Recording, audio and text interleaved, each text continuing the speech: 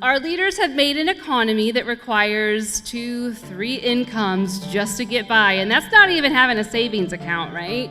And there's no systems in place for us to be able to thrive, for us to be able to give the care to our loved ones that we need to give, for us to be able to give the care to ourselves that we need to give. It's important to train organizers how to tell a really impactful story because, we all have our lived experiences, and we're trying to move audiences to understand that they're givers and receivers of care in their everyday lives. I want to tell you about how I got these metal plates in my face. It was early 2017, and I was walking in DC after having returned from Michigan for my grandma Havorka's funeral. So I'm walking, and I see these tall, dark shadows ahead of me on the sidewalk. And suddenly, there was these red flashes, red so dark it could have been black. Turned out I had been jumped by two strangers. They broke my nose, gave me a concussion, and broke my jaw in 7 places. I had heard that my youngest son, Cedro, was sick, and then I hadn't heard anything. That night, I barely slept, and by the 3rd day, I was vibrating with dread. I am standing in the governor's ceremonial room. I am tending to dignitaries. I'm welcoming reporters. I am leading this press conference like a boss. All while 9 months pregnant. By day, I lead comms for a large state agency, and at night, I teach undergrads in topics that I adore.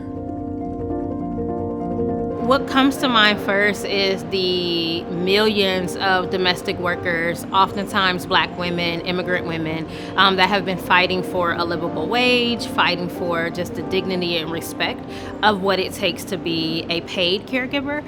So the work that we do in helping to pass, what laws affect minimum wage, what laws affect family definitions, and who can benefit from these laws. We know that as a caregiver, you're probably the first person in line to get sick from caring for a loved one or caring for someone else. So having paid leave policies across the country and paid leave for all is something that we directly fight for.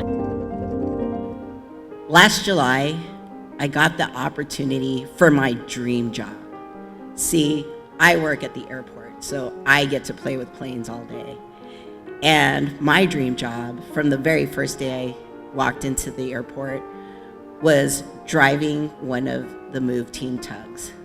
And I was a little nervous because typically I don't get phone calls from my wife at work, especially on a day when I'm going to be testing, and everybody knew I was testing.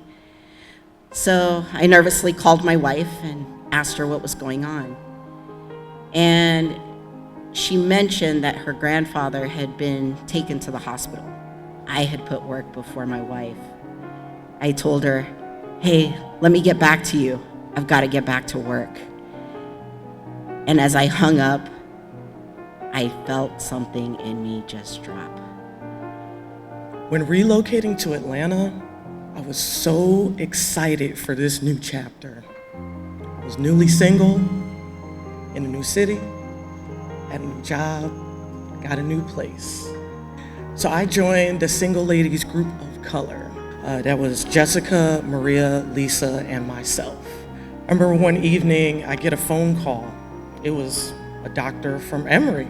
She tells me that Lisa came in on the ambulance unconscious and she had a brain aneurysm. So the doctor continued. She went through her phone. She noticed that my name, Maria, and Jessica were the last names that she saw from earlier that day who Lisa spoke to. There was a car accident. My brother Dave, my sister-in-law Katie, their little boy Mikey had been in this awful accident. We had lost Dave in a moment. He was gone. Katie, my sister-in-law, had a horrific gash in her head. She was in and out of consciousness. She had shattered her arm. Mikey somehow, miraculously, had some bruising, but was otherwise okay. Out of my entire big, fun, crazy Michigan family, I was the only one who had access to a paid leave program, the only one. But I knew because I had paid leave, I didn't have to worry about my job. and I could just focus on Mikey. And so that's what I did for weeks, was I just thought about that little boy and how I could spare him some pain and maybe bring him an ounce of comfort. I love hanging out with my colleagues and all, and we have an amazing time, but they're all aligned with, we're all on the same team when we're going. I want more people to come experience it and be on this team. So that's what I'm looking at. I'm like, where are the converts tonight? Where can we, get some people who are like, what is this about? And now they're passionate about paid leave, and they're going to go home and, call their state rep or whoever and get some stuff done. Take these stories to heart and take them out into your advocacy and demand the policies that will support our families and our ability to care for ourselves, and a care economy that allows us to thrive.